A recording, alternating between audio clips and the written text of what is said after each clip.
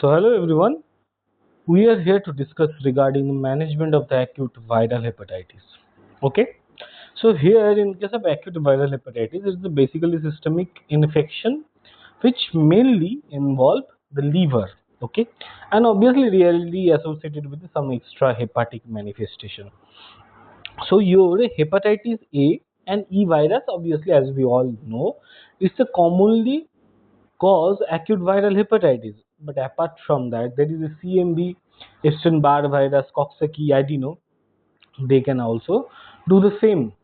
So here, around 50 to 30% of the acute cases in India is specifically caused by the hepatitis B virus. Your hepatitis D virus is basically found in 10% patient of the Hep B virus, and the Hep C are the rare causes. Okay, and majority of the acute viral hepatitis is basically self-limiting.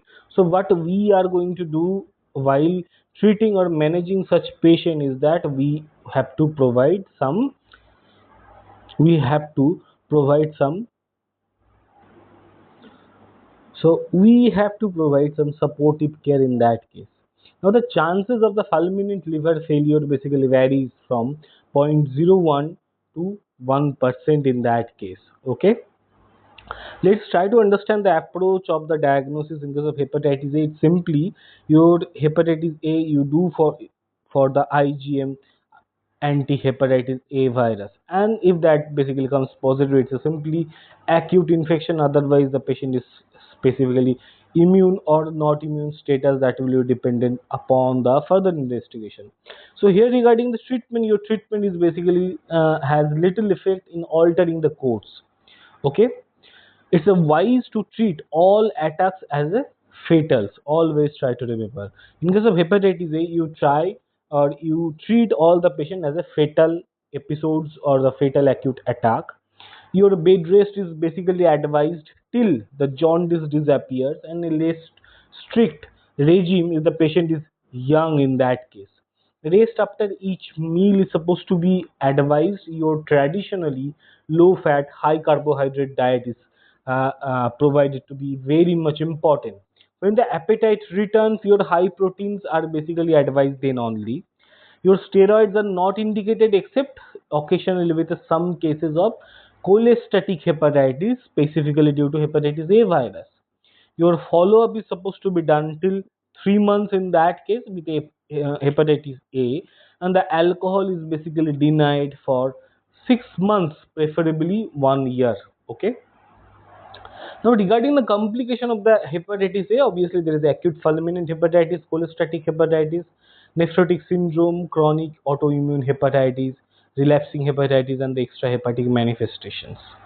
Regarding the prophylaxis, obviously we have immune serum globulin, right? So these are being replaced by somewhere in the by the vaccine. Okay, but these immune serum globulin are still used with the actively exposed individuals. Okay, it's typically ineffective in case of hyperendemic areas. Now your vaccination, which is basically your pre-exposure prophylaxis, we typically give with a inactivated vaccine that can be protect till 20 years.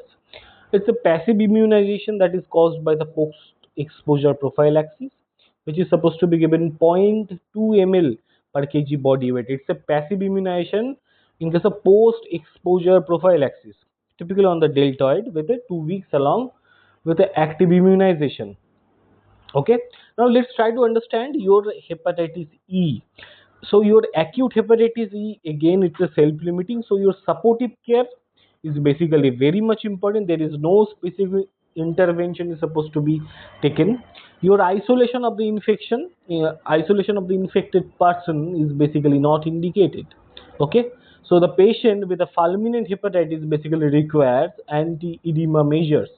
Okay, and in some cases the renal transplantation is supposed to be considered. In pregnant women with no proven evidence of terminating pregnancy is basically documented in such cases. Okay, and obviously a vaccine using recombinant truncated form of the hepatitis E capsid proteins are supposed to be there, which is basically produced in the Spodoptera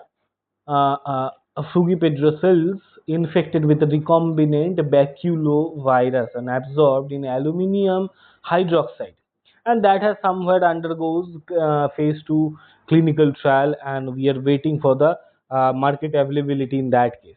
This vaccine basically shows around 95.5% protective efficacy against the hepatitis E disease among those who received 3 doses, and 88.5% efficacy in a intention to treat analysis among those who had received only first dose. Okay. Now your vaccine may be very much useful to specifically for the travelers who are basically going to some endemic region, or pregnant woman or a person with a chronic liver disease who has been residing in a such region. Finally, your cost consideration will determine whether the new and the promising vaccine can be used or not. So regarding the fulminant hepatitis, what you do need to understand, it's a basically occurrence of the encephalopathy with or without coagulopathy within 8 weeks of the onset of the symptoms of the acute hepatitis in an individual without any history of pre-existing liver disease. Now the rapid development of the severe acute liver failure, the liver injury with impaired function, your encephalopathy in a previously normal liver, uh, with 8 weeks or 2 weeks of underlying liver dysfunction is provided to be very much important, right? Also, there is a fulminant hepatitis that has been again associated with the A, B, and E. So pyrexia is more frequent with the A. The duration of illness before the encephalopathy is more with the non-A, non-B, and non-C cases. Okay. Also, the your prothrombin time is the greatest with hepatitis B. So there is a chart that has been given from the Harrison, which is a supportive therapy of acute liver failure, which is very much important. So in case of you hospitalizing the patient in somewhere in the ICU unit, your detailed clinical evaluation followed by assessment of the grades of the encephalopathy, cerebral edema, and the prognostic indicators are specifically important. So the laboratory investigation which you are supposed to go for, your CBC, platelet count, smear for the malaria parasite, there is a blood grouping, electrolyte, blood urea, nitrogen, creatinine, serum bilirubin, transaminase, albumin, and the alkaline phosphatase somewhere. The P time, fibrinogen degradation products, these are provided to be very much important. Apart from that, also you can go with a ABG analysis, urine output. Also, your bacteriological evaluation and the serology, which will be included to be very much important in such cases. 24-hour urinary copper, serum ceruloplasmin, anti-nuclear antibody, and then smooth antibodies, and in some cases anti-liver, kidney, microsomal antibodies are provided to be very much important. Okay, always try to rule out liver abscess, acute hepatic venous flow obstruction in such cases. Your central venous line insertion is pretty much important. Always try to go for the chest X-ray. Assisted ventilation in a patient with a cerebral edema or grade 4 encephalopathy is provided to be very much important. Blood glucose monitoring, nasogastric tube, or the oliguria sexis, or the GI bleeds are specifically taken under your care. Your optional measure are basically placement of the extradural or the subdural transducer to measure the intracranial pressures. Normally not needed, but if you want, or in a severely affected patient, you can go with that. Prophylactic broad spectrum intravenous antibiotics or the antifungal therapy you can also use, and the dialysis in case of acute renal failure supervenes in such cases. Now regarding the management of the complication for the cerebral edema, your positioning of the head and the trunk is pretty much helpful.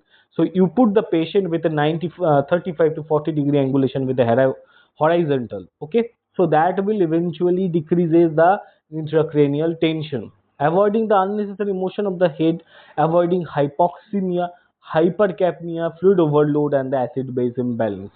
Also, the rapid infusion of the mannitol, 20% mannitol at a dose of 100 ml is the first step to reduce that cerebral edema.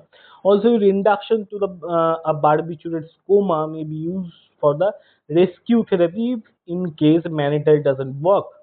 Okay. then you do need to take care of the sepsis, which is the second most common cause of the death among the Indian patient.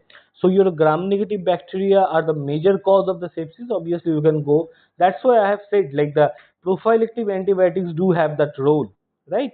Your prophylactic parenteral antibiotic with a third generation cephalosporin may be a good choice to go. Your renal failure, like the low dose dopamine with a 2 microgram per kg per hour, 2.5 microgram per kg per hour may be beneficial.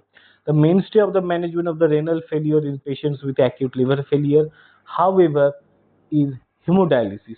Now, regarding the coagulopathy, you need to understand like the coagulopathy associated with a acute liver failure is currently not preventable. So your prophylactic use of the FFP and the vitamin K has not been shown to be prevent bleeding in that case as well, right? So these are the two things also important regarding the liver transplant. It's a urgent liver transplant, which is the orthopic one, is basically now standard therapy for individual who on clinical and the laboratory criteria have less than 20% chances of survival. So also there is a few contraindication like the irreversible brain damage, uncontrolled bacteremia, HIV, concurrent malignant disease. These are also comes under the contraindication of for the orthopic liver transplant. Okay, your auxiliary liver transplant is another option for the same. Okay, so here you need to understand this orthopic liver transplant is the definitive treatment for those who meet the criteria like the 1 year or 5 year survival rate that is 20% lower than that of the cirrhotics, right? So there is a beautiful chart has been given with a specific survival rate, and obviously the better prognosis has been shown with the paracetamol, hepatitis A, ischemia, and the AFLP. And the worst prognosis basically carried by the Wilson's autoimmune hepatitis, hepatitis B virus, and the Budd-Chiari syndrome. Okay, so this graph basically suggesting of the graft survival and the patient survival rate. Okay, in case of post-transplant status. Now, the therapies that is not useful, like the lactulose, L-ornithine, L-aspartate, also the branch chain amino acid or the FFP transfusion in absence of the bleeding, enteral decontamination, prophylactic phenytoin or the prophylactic hyperventilation for the raised ICT are basically provided to be not used in such cases. Also regarding the acute hepatitis with a B and C virus, here what you do need to understand is subclinical episodes are extremely frequent, but obviously your usual acute clinical attack diagnosed in case of adults, which is tends to be more severe than that of the hepatitis A infection. It's a mostly self-limiting, does not require any specific treatment. Patient should be followed to detect chronicity, particularly in case of children. Treatment with a lamivudine, telvivudine, entecavir is basically indicated in patient with a fulminant hepatitis with a protracted severe infection in that case, right? Also with a hepatitis D, which is a delta agent in a single stranded RNA virus. So it's a highly infectious one, which has been typically seen as a co-infection. So regarding the prevention, obviously vaccination against the hepatitis B makes the recipient immune to the hepatitis B infection and also protect against the hepatitis D. It's a the treatment is mostly unsatisfactory with the hepatitis D virus. High dose of the interferon is supposed to be given for a longer period just to reduction and that may eventually reduction in the AST value, but the recurrence is pretty much common in such cases. Okay, so thank you for this session. If there is any queries from your side, please do let me know. I'm happy to answer your queries.